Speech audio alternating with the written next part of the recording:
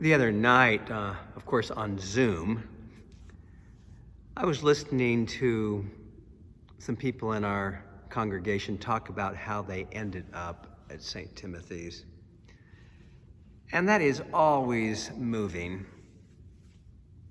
You know, it is just so consoling to know that people who had been searching for a church community found one that they felt welcomed, warts and all, that they believed that this was a place that would take them in and wrap its arms around them. And all of that is wonderful. You know, Jesus tells us to love one another. It's a beautiful thing. But after that meeting and in the days following, I thought, that's a wonderful thing, but it's not enough. And I'd want to tell new members of our churches, that's not enough. I hope you get more of that. I hope that you continue to feel this embrace. But what I want them to know is that the primary mission of this church is to point people to God. And our prayer, our hope is that the new member and we will go deeper with God. Because one of the things I think we all know is this. Although we may be a church that is welcoming and loving and does this sort of no exception style pretty good, that we're also people who let each other down.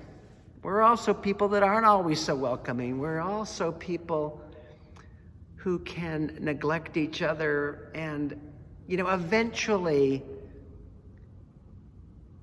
one begins to realize that this church is made up of fragile, fallible people. And that if people don't get connected to the source of life, God, then they and the church don't have what we really need.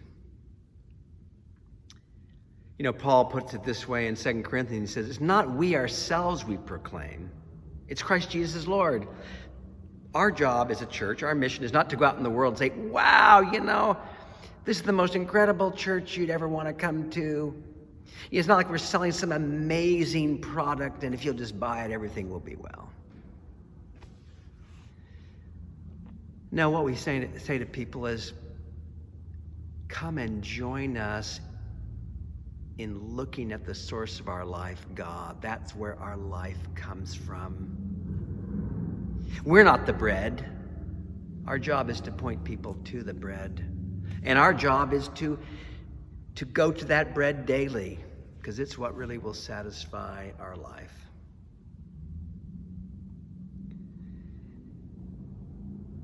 It may well be that one way to think about a great church, a church that is doing the job it's supposed to be doing, is that it is a church that makes God more attractive than the church.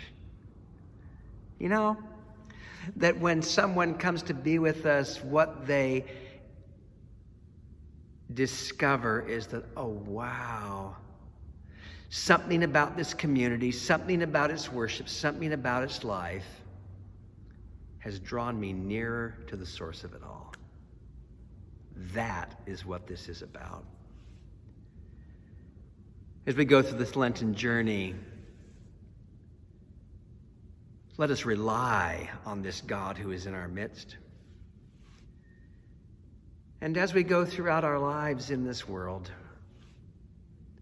let us point people to that same God, that same bread that can satisfy our hunger forever.